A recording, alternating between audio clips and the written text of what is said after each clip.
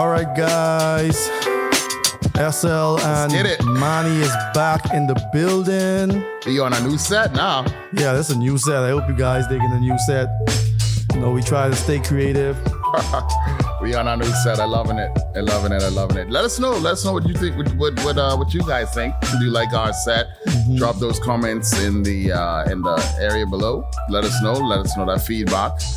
And what's what? Yeah, man. We want another feedback for the first 4 episodes also, man. How y'all feel about it? Yeah, it felt like a good season, man. We got a lot of good feedback from those first couple of topics that we discussed. And I think this is it's an ongoing thing, and the show is only going to get bigger and better. That's for sure. So, guys, listen, we got some other topics for you guys, man. We got some. Mm. Mm-hmm. I wonder what. We got some for you guys, man. We got some for you guys. All right, so in today's topic, we're going to talk about imposter syndrome. This is a big one, Manny. This is a big one. Which one is big one? Which button is big one? Well, big one is not that one. Big one. That's purple. Yeah, purple is big one. Big one. Big one. We got a big one coming up today because we live in a small town, so that's going to be a big topic. I know a lot of people go through that. A lot of people think about it. A lot of people don't like it. Yeah. But we can definitely discuss that. My price is my price is another big one. Yeah. We definitely we can touch back on that. Passion projects. Yep. Projects. That's how we build our businesses. So that's another big one.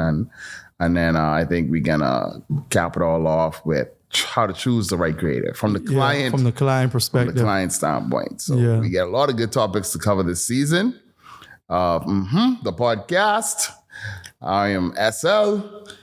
Manny over there. Manny fresh. So it's time to get started. So what we covering first? I want to talk about let's go ahead and talk about the imposter syndrome. Okay. Yeah. Let's talk about that. And then we go on to the other ones for the other episodes. So imposter syndrome, I want to look at it from a different perspective. I see we got some great points, and I want to go based on the true meaning of it, right? But I feel that we should hit some of these points first. So let's go to the first one, which is the small town mentality. So what you mean by that, the small town mentality? It's kind of like living in a fishbowl, where if you do something, then I feel like there's so many eyes are going to be on it because the community is so small and everybody kind of knows everybody. I always tell people, if you don't know someone, you know someone who know them. There's always one degree of separation when you live on the island. And when you try to be innovative, when you try to do things that are thought-provoking and modern and forward, that show modern thinking or forward thinking, everybody sees it. And we are always inspired by things that we see, hear, smell, taste. Our senses are very important to us as creatives. And I feel like there are so many people that see whatever your craft is, there's a lot of people that are going to come into contact with it. And they are either going to be inspired by it, and inspired to the point where they're inspired so much, right? They feel like, wow, I want to do this exact same thing, right? We all, creatives do it a lot, right? You know the term where people say a good artist copies, a great artist steals. Yeah, steal right? Like a creative. That's the whole book. Steal like a creative. And it's a bit difficult when you live in a small community because it's so easy to see that someone copied you, or replicated something that you did, or took a business model that you put forward and adapted it to their business to then take advantage of that particular thing so that they can make money from that as well. Okay. That's what I feel. That's what I mean when I say small town mentality. Oh, he's doing that. He's profiting from that. He's leading this thing. I'm going to do the same thing because I want to be the same. I want to be like that person. Okay. So the discussion really is that a bad thing or is that a good thing? No, okay. That's man, you take it rid of my mouth. Because I was just gonna ask you that. Like, you see it as a bad thing if somebody like inspired by you and like the work you do and they inspire to actually be you, you know what I mean? To be the next SL or better than SL, but you were the one who put the footprints in the sand. Mm-hmm. So now they just stepping on it and following suit to reach the success that you reach. Mm-hmm. So does it become bad if someone don't like probably the acknowledgement, or is it bad when they don't take it and make it their own? They do it exactly the way you do it. I think there's a thin line because we're all inspired by things. I'm inspired every day by things that I see. Right.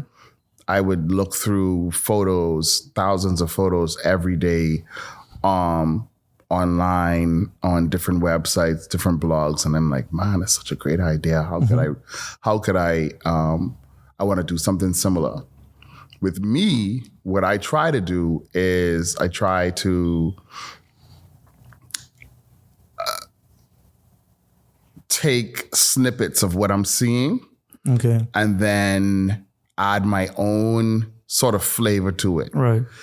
So I remember when America's Next Top Model was very popular, and they had this one episode where the models had to pose with a live spider like crawling on their face. Mm-hmm. And I watched that episode and I was like, that is so insane. And after watching the episode, I'm like, man, I would love to do that, but there's no way a Bahamian model would put a spider on her face. Mm-hmm. And so I was like, how do I adapt that to our culture? How do I make that something that Bahamians would relate to and be wowed and inspired by? Right. So I started doing my research. I started like writing notes. I was pulling pictures from magazines and trying to figure out, how do I relate this to like Bahamian culture? And then something came to mind. I said, I could use a crab. Right. I could use a crab.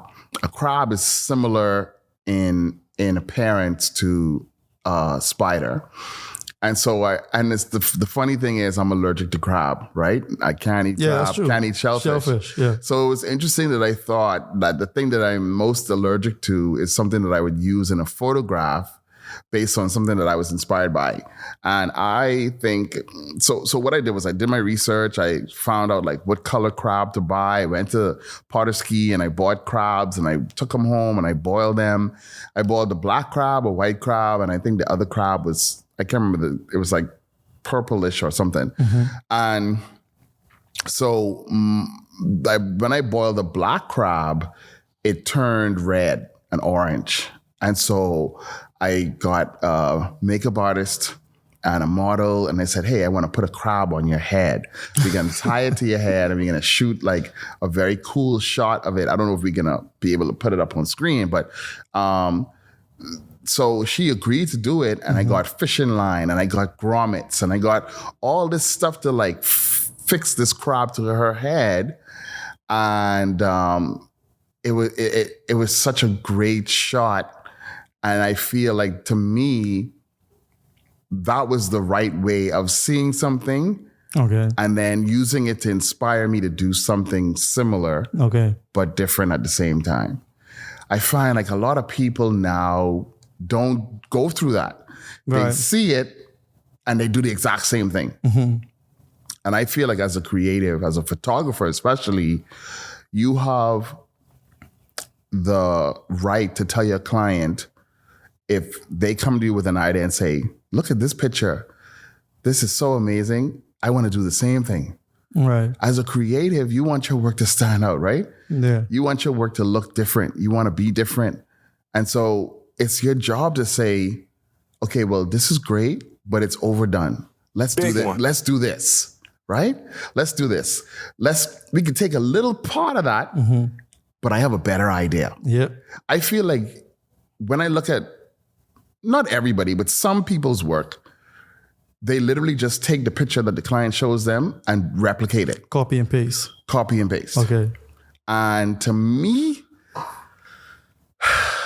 like, everybody's different. To me, I would never do that. I would never do that. I would always, and I've told hundreds of clients over the years, no, that's overdone. No, that's played out. No, too many people are doing that. Well, you mean like taking photos at Bahama? Yeah, you know you wouldn't do that. Oh man, I did that one in the amount of time I've been a photographer. You was forced to do that. That was there with you. I was that was one time. Yeah. One time, the client made me shoot there because we didn't have any other choice at the time. Yeah. But innovation is supposed to come from imitation, right? Okay. And the more you see, it's supposed to drive you to think for yourself or to do your own thing. I'm not saying it's wrong to imitate somebody. Okay. I'm just saying in my opinion, it's wrong to imitate somebody for like inch. Yeah, you mean like duplication. Like duplicate. Yeah, just do the and try to make it different at all. You are a creative. You have the gift of coming up or conceptualizing something that nobody else can. And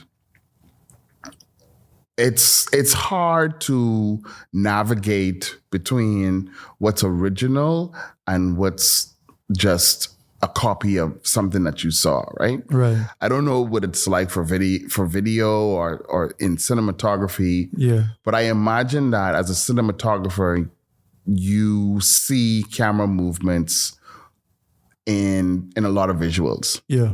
You watch a ton of movies and you can sit there and tell, this is how they got that shot. This is how they got that shot. This is how they got that shot. And there are many visual things that you see that duplicate similar movements. Yeah, right? Definitely. That's a part of the job, right? If you have a shot that runs down the center of a food store aisle and they rig a wire from one end of the aisle to the next, and you send the camera down the wire and you have an overhead shot and the camera's moving overhead straight down the aisle, and you see 100 movies with that same shot, it's like, oh man, I've seen this so much. Yeah. How can we do it different? So you may come at an angle. You may not go straight down the aisle. You may go across several aisles at a 45-degree angle and send the camera down that way so that it's not only showing one aisle, you're showing multiple aisles while the camera's moving down. So things like that, I imagine you deal with when you have to, when you have clients who come and show you videos and say, man, you see this video? I want to do a video just like this. Right. It's tricky, but I think you have the right as a creative to tell your client, I've seen this too much. I don't want to do it because it's overdone. Right. I'm sure you've dealt with that before. See, in videography, the only reason, one of the biggest way I could say it's different from stills, because it's what it is. Stills is stills. Videography is motion pictures. Nobody own a motion. You know what I'm saying? So for me to push and dolly out to do a mid-wide cowboy shot or POV shot, you don't own that. Right. You know what I mean? So I have more leeway in duplicating your shot without you saying, hey, that's my shot. You don't own that shot. Right. You know what I'm saying? But when it comes to stills, I could see the pain in it, because it's almost like when summer hit, 80% of women have the same hairstyle. Because it's you know what I mean? So like, okay, it's summer, the braids coming out. You know what I mean? And the summer dress coming out and stuff like that. Yeah. So it's photography, I see more like that, where it could get frustrating, because if you put a girl in a a tub of milk. Everyone in their mom putting someone in a tub of milk, you know? But with us, because it's more movement and stuff like that, it's kind of easier to miss. You know what I mean? So it's kind of easier for you to be like, oh, that's Robert Deacon's movement. Yeah. You ain't gonna say that. You know what I mean? No. You focus on the movement. average person is not going to say, oh my God, that's a Ken Burns effect. No, like people are not going to do that. Right. And they do have some movements named by some creatives because they was the first to do it. You know what I mean? But thank God for videography. I would say biting is kind of a good thing, but a bad thing at the same time. Yeah. Now, for us, if it's like a style, then that's where the problem comes in. If somebody has a certain style that only that person has, and then someone comes behind them and mimics the exact same style. Right. So like, I'm a part of the full-time filmmaker with Parker Warbeck, right? And he had one of his guys who was an employee by the name of Landon, by the way. He is the seamless king. He is the seamless king. His videos, he could make you diving into water, transition into go into the desert. Like he was so good with it. So Parker hired him to do a whole seamless course. He could have you walking behind a coconut tree and then you end up behind a train. You know what I mean? Like, so you can imagine everyone doing that. It'll be like, oh my God. Like, you know what I mean? Overkill. It's over. So that's what I mean. Like, so a style is more where we be like, come on now. Because I could almost see when someone shoots something for the whole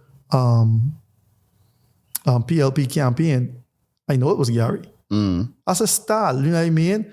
He have that movement style where he go up. Even when he do his restaurant stuff and he flip the thing. Yeah. That's just his type of style. And some people have a certain type of tone or mood. You know what I mean? So I could see when a videographer shot it based on the mood of how it looked. You know what I mean? So in our style point, that's where it becomes like jarring a little bit, where it'd be like, come on now, you got to be a little bit more original. But then you have to think about now, I mean, that becomes more of a... So our thing is like, and I know people who are watching are like, there's some who are going to say, you know, it's not necessarily a bad thing. And then people will go back. People always tend to go back to that saying, imitation is the greatest form of flattery, right? Yeah. I have never really subscribed to that that statement because a part of me feels like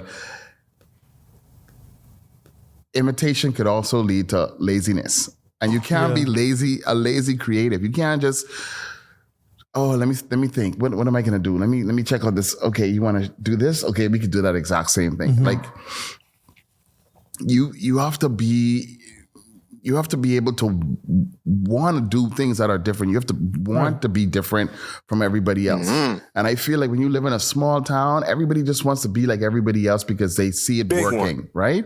They see, okay.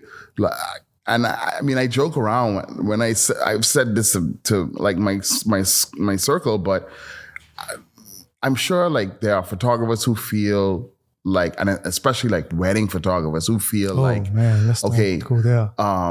This photographer is known for his editorial style. This photographer is known for her lifestyle approach to wedding photography. This photographer is known for his or her fashion approach to photography, and that's great. Then when people see one style becoming popular and popular and popular, they feel like, okay, let me change my style to match what's popular and what's trendy. Like, remember when the Matrix came out? And the Matrix had they coined it the bullet time camera, where the camera would rotate around, almost like a sped up stop motion. Right. But they created that for the movie. And then I remember after that, there was all these movies and music videos that did the same thing because it was trendy. Yeah. When was the last time you saw Bullet Time though? No. Not for a while, right? Yeah. Because it was like the new kid on the block. It was like the newest thing. It was like the coolest thing. Right. And as a creative, it's okay to be trendy. It's okay to do what's trending and cool. Okay. But I'd like to be classic and I like my work to look timeless, right? Okay. And I can easily get caught up in trends, easily, because I see it so often online, social media, that's a great right? segue to is social media killing the creative industry. I see it. I go on Instagram and I see, like, for example, maternity photos. And I remember I saw this one photo where the lady was hanging from something and she had a cloth around her that was suspended from the ceiling. Right. And then she lay in the cloth back, like, beautiful picture. Yeah. But then I started seeing other photographers do the exact same picture, Manny. And I'm like, how? I would never want to. And I had a client who came to me and said, Sherrod, what do you think of this picture? And I said, it's a beautiful picture, but it's overdone. I'm not going to do that for you. We have to come up with something different, right? And everybody wants to do the big flowing dresses, and it's so.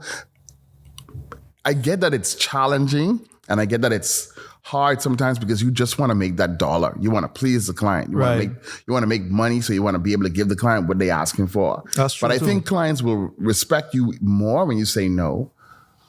I'm not gonna do that because I've seen it overdone. Let's do something original and blow them out the water. Let's do something different. Let's do something, let's push the envelope. Because if I post a picture of a toilet bowl, you post a picture of a toilet bowl, another photographer posts a picture of a toilet bowl, then all the other photographers are gonna say, oh, this must be hype. I gotta shoot a toilet bowl too. Yeah. Let me do the same thing. That nobody stands out. Everybody's work looks the same. Yeah. Because you think that this particular thing is what's gonna make you look cool or give you attention. It's like a new trend in dance, right? Like when TikTok had the silhouette thing. The mannequin challenge, like the crate challenge. What made it good for me though, because they had a lot of the sexy silhouette, but when the comedians started doing it, they changed something was common into more original. So I feel that biting in that way is better. Like when you could change something that is already common into your own original thing, because the comedians was, dressing in a way, and then you think when they go silhouette that they will look good, but they looked even worse. Yeah. You know what I mean? So I feel like, social media is causing some type of dampen into the industry, because look at Pinterest. Yeah. Bro, if you want ideas. I love Pinterest. Yeah, okay. I love it. If you want ideas, you go to Pinterest. Me too, because I only do Pinterest for my weddings though. And if I do on a branding shoot. Right. But that's one of my pet peeves about weddings. Like when I go into my question with my clients, with the bride and the groom or whatever, mainly the bride, I always ask them, hey, can I have complete control, please? You know what I mean? Because I like to make movies. I don't want the same thing. You see one wedding, you see all like, oh my God. You know what I mean? Like, so that's how it feel to me. So when I look at big wedding videographers like Ray Roman, Jake Weisner, when they do their stuff, like you feel it's different. You know what I mean? You feel it's different. Sometimes they vows come in before it even start. You hearing the people voicing the vows, and with Ray Roman, he do a whole movie before you even see anything. Yeah. Of the city where they is and all that, And that's how it should be. Yeah, so I like it like that. So I feel that being inspired by somebody, that ain't where it goes wrong. That's the good thing. No, that's the first step. But if you do what someone do, like copy and paste, that's when it gets, a little frustration. Yeah, you can't call yourself a creative if that's your business model. I believe that's where copyrights end up coming in. Yeah, people was just copying, right? Yeah, you know what I mean. So they have to be, hey, how we can stop people from taking what is mine? You know what I mean? So intellectual property, copyright infringement, all very important things. And unfortunately, we as Bahamians don't have a lot of education on, well, two things. The first thing is we don't have a lot of education when it comes to intellectual property and copyright laws and what those laws are and how you use those laws to protect your work. And then the second thing is it's so expensive to I don't know what the term is either subscribing or purchasing rights to add to the things that you create or produce so that people can't take it and use it for themselves. There's no new idea, right? Everything has been done before. Yeah. But I feel like creatives have an advantage because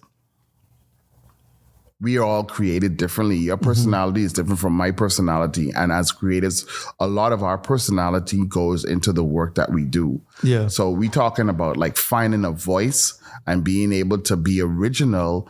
That ability comes from you as an individual, not anybody else.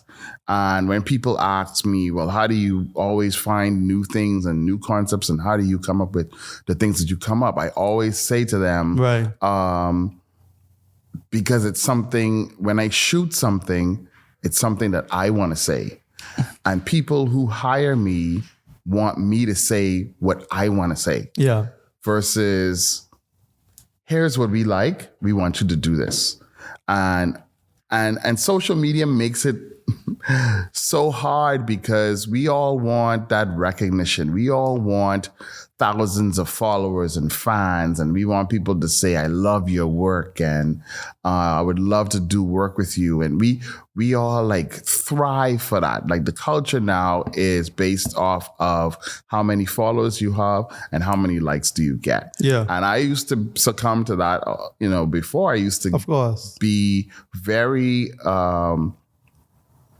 dependent on my work having a particular value based on how many people would say, I love your work, or how many people would like click a heart on a picture, right? That's what we look forward for.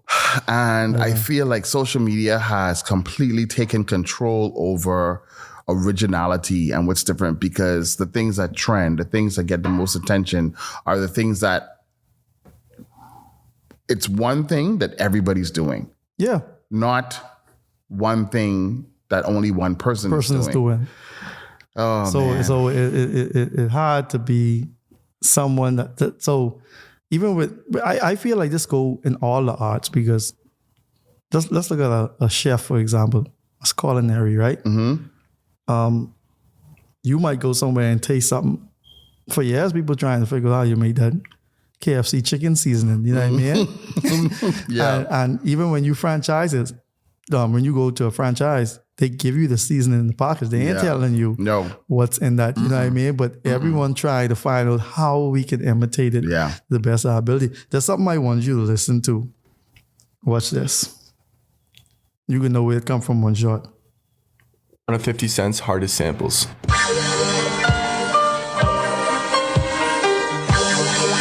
It's an old song. That's the beat for Many Men. Yeah. Well, that's the sample that he used for Many Men. What? Many men wish their fuck on me. Blood in my eye, dog, and I can't see. But music has done that for years. Yeah, and years. But they pay for that sampling money. Yeah, they that's why I'm telling you, like, because if they use a sample and they haven't cleared it or cleared the publishing, they could get sued for that. But it had to reach, it wasn't always like that, is what I'm saying. It had to reach a point where someone say, hey, come on now, I put my hard work into this. Yeah. What can we do to let people at least compensate us for copying us? This actually a copy. You know what I mean? He just sped it up, put that bass, repeat it, boom, You know what I mean? So I feel that the arts deserve that also. And I feel that it is there. And like you say, we're not educated in the way to know it. I think you need a creative lawyer because, you know, you have lawyers in do different stuff. Corporate, criminal law. Right. So I know they have, of course, they have creative lawyers for the creative field and all that who can educate people about copyrights, infringement, you know, using image for commercial when you just pay it for personal, even down to like stock music. A lot of people go into these stock sites and then you hear like 10 intros and 10 different videos and you'd be like, I thought this was my music. Yeah. No, it's not your music because you didn't pay the full rights for the music. You could actually pay on those sites to take that music down, you know? I mean, but we just pay it for the individual use, but use it commercially. That's bad. Yeah. You know what I mean? So I feel copying, the word copying, I feel that can be bad. But someone being inspired by you, it has some flattery to it. You know what I mean? It has some flattery to it. Just put your own twist to it is what I think. You know what I mean? And I think acknowledgement is one of the biggest things too, because if you do a photo, and I want to just say this like this because this is how I realize the human brain works. If you see me driving a certain type of car and you say, hey man, you come pick me up, I bet you will see 1,000,000 one of those cars pass by. And you never seen it before. You be like, how much juke in the Bahamas? You know what I mean? Like that's all I see now. And that's only because you saw you me driving the juke. But it was always there. Yeah. So I feel the same way too. When we teamed up together and did the maternity shoot with Chase, you know what I mean? With the I've never seen that. To be honest, I've never seen a woman wear a suit to do a maternity shoot. But afterwards, we saw everybody doing it. I was like, everybody. Yeah, I mean, I was like, everyone doing, you know what I mean, a maternity. So I feel that sometimes even us, we might feel that we're original. Yeah. You know what I mean? But it's been out there. But because now we've done it, we start to see it. But I feel that if you know that you're taking something out of someone, hard work, that an acknowledgement would be solid. You know what I mean? I mean, some people are going to feel like they don't need to acknowledge it because the idea wasn't even yours originally, right? Right. And so they may feel like, why should I even make acknowledgement of something that you... And acknowledgement to me comes back to recognition or being recognized as the pioneer for a certain thing. Right. For example, when I added corporate portrait work to my portfolio, AKA headshots, there wasn't really anybody doing it. Whereas I saw what was going on globally, and I said, why? I felt like as a people, maybe people feel like only executives or CEOs or very important people deserve a headshot. And I said, no, any professional deserves a headshot. And so when we started back in 2013, it was not seen as the thing to do. Right. But as the business grew and as the popularity grew, a lot of other photographers took that business model and added it to their businesses. And so now everybody's profiting from doing professional headshots. Right.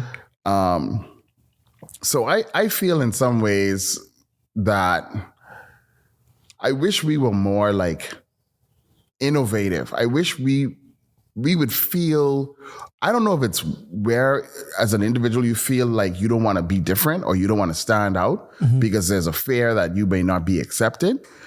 But I feel like if I shot like sewerage and made it look good and people started paying for it, then everybody else would start shooting sewage, right? Yeah, that's how it works. It's like one person does something, it seems profitable, it seems popular, and I don't do something just because it's popular. I do it because I look at the market, I see what's needed. I say, hey, I can lend my skills to doing this. Right. And then I do it and I build it and I brand it and I push it and I try to be consistent. Right. And because I do that, small town, a lot of eyes. Oh, this looks like this is making SL a lot of money. Let me do the same thing because I want to make a lot of money too. Instead of saying, man, what type of photography is different? Mm-hmm. I don't see anybody doing pet photography. I don't see anybody doing really doing newborn photography, product photography, real estate. I'm only going to focus on one of these things. Right. And I'm going to be really good at it, and I'm going to push it and build it and get really, really good at it. I think people look at people like myself and Linda and Stanley and Leo and Foreno, and they look and they see these guys are always getting business. Mm-hmm. What are they doing that keeps them making money? Yeah. I want to do the same thing, or I'm going to do the same thing. Not, let me figure out what I could do differently. Let me hone in on this particular type of photography and really push it. Mm-hmm. Small town, money. Small town. Yeah, I feel like it has more of an effect because it is a small town, you know what I mean? Because, me and you have this saying, and we live by that, how many people sell chicken? Yeah. So, in a way, sometimes it feel like it ain't even fair to say, don't take this. You know what I mean? Yeah, It could get to a point where it ain't even fair to say, hey, don't take this. This is mine. It's like, what make you own that? You know what I mean? What count to say, hey, you own this or whatever? So I feel that, Jay-Z said something in one of his songs. You could take him to school, but you can't teach them class. Mm-hmm. You know what I mean? So I remember the line. Right. So I think that even if somebody duplicate to the best of their ability to do your stuff, your creativity will show the difference. Big one. Because you have so many airports out there, buddy. You know what I mean? You got these generic ones, but if you put them side by side, you can't tell the difference. You can't tell it. And they doing the same thing. You put them on the side of an Apple device, it's picking up. Yeah. You know what I mean? So it has to be something in that makes it Apples. And what that is, that's spatial audio. Yeah. That's crazy. Yeah. Because you turn left, the volume going left. Mm-hmm. You turn right. So those imitations, they can't do that. Yeah. So it's something, I don't know if we do it in the Bahamas, but we need to dig into it. If we patent our stuff, if we could get patents. See, again, patenting, intellectual property, right, copyright infringement, trademarking, all that stuff is necessary. Yeah. For a creative business, but very expensive. Yeah. So I feel like that would separate us, not to say this is the end all be all. You shouldn't get this. You shouldn't do this. It's just the style. And I think it's harder when it comes to the creative field to say something. It ain't like music. You know what I mean? It ain't like music. Music, you could sue someone for a certain type of rhythm or string or whatever. Right. And they even going hard on that too, where they trying to open it up some more because people don't own sound. Yeah. You know what I mean? You don't own photography. Yeah. Right? You don't own sound. So that right pattern, if you do it pattern for pattern, line for line, base for base, then you will get in problem. Mm-hmm. So it has to be something in there. Back then when I was in school, when we was doing in our science class, they call a particle in everything the God particle. They can't give it the other name because they saying it's the only thing that keeps something together. So what makes a cup, a God particle in it? Because you could put water in anything. You know what I'm saying? So without the God particle in a chair, we wouldn't be able to sit on it. So it's that one thing that cannot be imitated. Yeah. You know what I'm saying? It cannot be imitated because before a chair, it was a tree. And you know what I mean? They had to make the cloth and all those stuff to make it a chair. But there's something in that makes it unique. So I feel that even though we go through the struggles of if someone biting us, someone duplicating us, or someone inspired by us, it has to be something we doing so unique that even other people could be like, this look like SL style. Yeah. This look like Manny style. Hey, you was inspired by Manny. Eh? Yeah. And it forced people to be like, yeah, how could you tell? Because I see that great feeling. Yeah, though. I see that God particle in there. You know what I mean? Yeah, that's a really great feeling when someone could look at your work and say, I know that's your work. I think that's what we all strive to be. I think that's, we all go through a period when we first start where we look at a lot of different things, right? And we experiment by doing or trying a bunch of different styles. And then as you grow, the goal is to grow into your own style, your own voice, and your own way of saying, this is what I want to say. But there are people that I don't know. I don't know why. I don't know what causes it. But there are people who always just stay doing one particular type of thing. But it's like I said before. It's a thin line because there's no such thing as a new idea. There's no such you can't own like picture taking. You can't own a particular kind of photography, right? But you can put your spin on it. You can mold it and shape it and adapt it to your voice. It's the God particle, bro. It's that God particle, like it's like God particle, like what you're talking about, because it's so common to imitate, and even down to like. I like great design. I'm big into things that are designed very well. Yeah, you like interior design. One of those things, I like automobile design, and I remember when Audi was one of those companies that had the thin LED lighting on their headlights. Headlights, right? And they were the only company doing that for a long time. But now you see it on every car brand, right? And there's certain design elements like big grills and decorative air vents and thin LED lighting. And a lot of the companies now are adapting that into their design. Right. So, everybody does it. Everybody, because they don't want, they want to stay competitive. Right. It's like if Coke were to make a product and name it, I don't know, Coke Nani, right? Pepsi would come behind them and make a product named Pepsi Crap. Yeah. And then someone else would come up with a product, Fanta Doodoo, right? Yeah. If they see Coca-Cola come up with a product named Coke Nani and it's selling, everybody else is going to come with their own equivalent of what that product is because they want to take that money away from Coke, right? They want to make sure that they're not letting Coke run away with the competition. Right.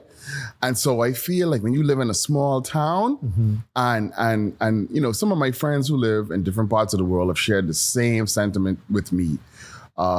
If you live in a small town, city, community, and you do things that are different, that stand out from the crowd, that are trend setting, right? People are going to follow you. People are going to be influenced by what you do. And therefore, when you are an influential person, you impact on somebody else's life to make them feel like this is what I have to do to be successful. And, is it a good thing? Is it a bad thing? Yeah.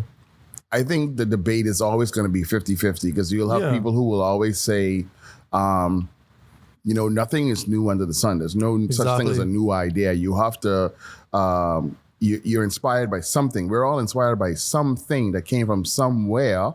And when you're inspired by those things, you either you use it to create an idea of your own by something that you saw someone else do, or there are those that just say, I'm gonna copy and paste it. Right. So it's kind of like how they say two sides of the same coin. So it's very hard to say, hey, this is a bad thing or it's a good thing. It like we've been saying through the whole conversation, it only gets bad or frustrating when it's exactly duplicate to what you was doing. You know what I mean? Yeah. And look at our little town, right? Imagine, can you think of the first person that said, man, I can sell breakfast outside for $1, for 99 cents. Mm-hmm. You remember when 99-cent breakfast came out? It was only one company doing it, Keyshells. Uh-huh. They were the only company that said we could sell breakfast outside on the side of the road. Yeah. We could sell it for $1. It was like the franchise. And they was cleaning up people. But you know, I could buy breakfast going to work for $1? Breakfast. Tuna and grits, sausage and grits, egg and grits. And now and then everybody else kind of bite that idea. Right. Or bought that idea or bit into that idea. Mm-hmm. And now you have, everybody's doing $1 breakfast now. Right. Well, I don't know if it's $1 anymore. Not now. But that same concept, they took it and ran with it. Imagine the first person that said, I could open up a place on the side of the road to wash cars. Yeah. I could wash people's cars outside on the road. Now you have car wash everywhere. Right. Right? And not like a professional, high-end, high-tech car wash like you would see at a gas station. Mm-hmm. A little hood, a little roof, a little shack, and a couple of hoses and some buckets. Yeah. Right? Think about the first person that said, let's get it done. I can sell DVDs on the side of the road. Right. I can sell fruits on the side of the road. I can sell water on the side of the road.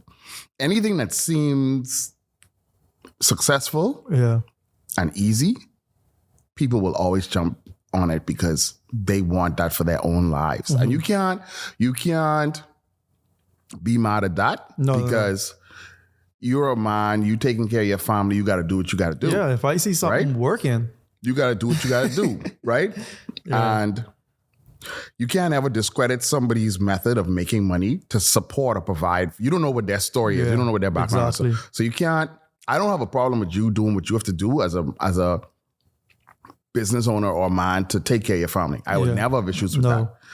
But what I do have an issue with is when you don't think that you are capable enough of creating something on your own. Okay. That you can then use as a means to provide for your family. You in other words, you challenging them. You know what I mean? Think bigger because you went to a great idea what I wanted to talk on because I lived it, right? My mother was one of the people who bought into the Keyshell thing. Mm-hmm. We, like I said, we came from poverty and my daddy was good with the science. So she worked for Keyshell. Okay. Right, man. And, she asked him, hey, can I build one of these? You know what I mean? And he gave her his blessings, you know what I mean? License it out. And of course, she paid him and all that stuff to have it. My daddy built the little shack in front of our house. Yeah. But what she did for a twist is and we used to live smack in the front of Stephen Dillon. Wow. All type money. That's when we knew we was flexing, bro. So all the students who come there, my mommy was like, you know what?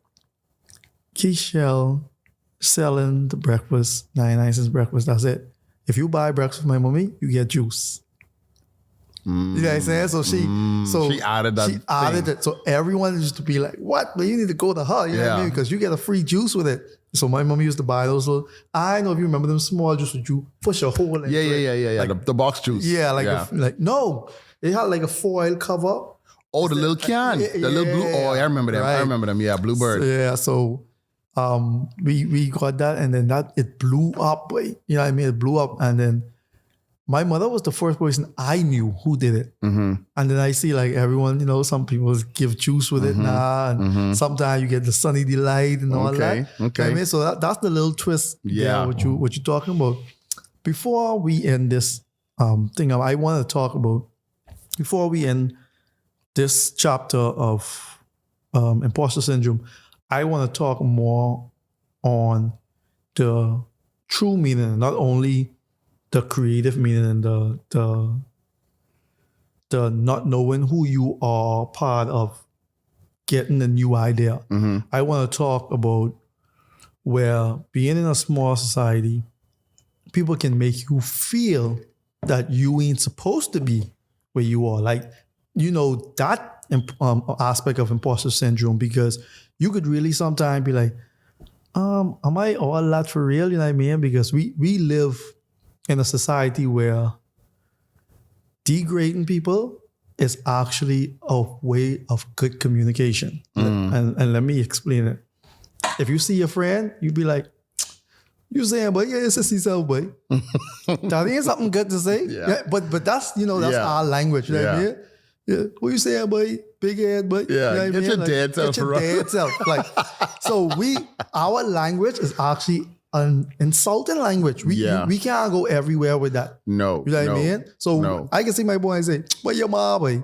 Right. You know what I mean? Right. So, but it translates into the professional setting too, because when you start going into business and you start pricing and you want to be the best and you portray yourself as the best and you dress like how you want to be dressed, people then start to say, oh, you think you's all that? And it don't take all of that. It ain't this and that. And then now you start, the imposter syndrome start to come in now where you be like, for you, self-doubt.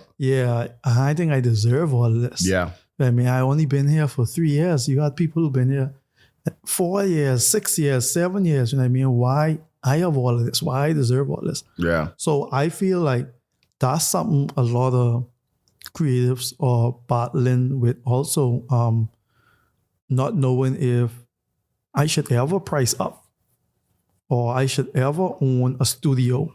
You know what I mean? Or I should never need to want to buy the best product or want to do the best work for clients, because I don't think you know what I mean? I don't think I deserve it. I'm not that guy. So I feel that when they meet someone who say, oh, of course you deserve it. Oh, you don't need that client. Not every money is good money. They'd be like, what? No, I don't speak that type of language. You know what I mean? Wow, that's deep. That's deep. So big one. That could translate as arrogance.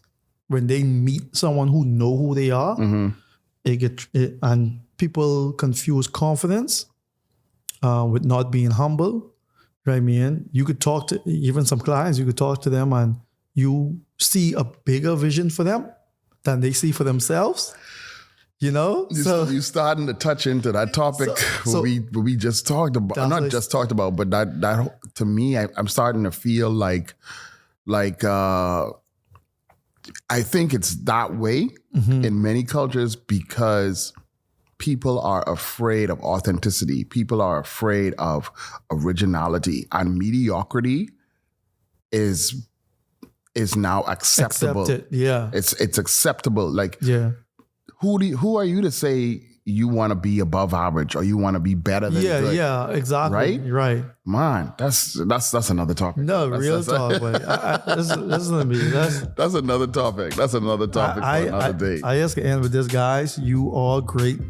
Don't let no one tell you don't deserve the best, because you want to be the best. You want to give your clients the best experience, the best equipment, the best knowledge, the best service, everything that you want to do for your clients. Go for that. Trust me, go for that. Don't let nobody tell you can't do it. Boy, that being pigeonholed into like a bubble where people want to make you feel like you can't be everything you want to be. You can't do everything you want to do. And you shouldn't say the things that you want to say. Yeah. Because who are you to want to be original? Who are you to want to stand out? Right. Are you crazy for operating at a certain level? Like, are you crazy? Yeah. Why? Why are we We're not gonna pay you for that. We're not gonna respect the work that you do. We're not gonna be inspired by your work ethic because you operating too high. Yeah. You gotta come down and you gotta operate down here on the bottom with us. Bro, from I learned that even twins has a different fingerprint, I know I was different. Yeah. So ain't nobody could tell me. You know what I mean? Even a twin have different fingerprints. Yeah. You guys, y'all have a different fingerprint, so leave your mark everywhere. Don't let people put you down now. You want to be great and they putting you down. No, not at all. But anyways, we'll be back with another episode of Yeah, this was turn that. So guys, don't forget to follow us on all social media platforms, YouTube. We on Spotify, Apple Music, Amazon Music. Like and subscribe to the channel because it helps our channel to grow. Yeah, comment too. Let us know, man. If you're watching it, like and subscribe, please, because it helps us to elevate the creative community. So every BM out there, we want you all to like and subscribe. Follow us on TikTok also. Let us know what y'all think of our new set, guy. Well, not our new set. We just wanted to switch it up. Yeah, we want to switch it up. We wanted to switch it up. We wanted to simplify it. Let us know what you think of the new set. We get new things. So we wanted a new set. All right, guys. Peace out. I like the ending of that. New set, breed new things. Boom.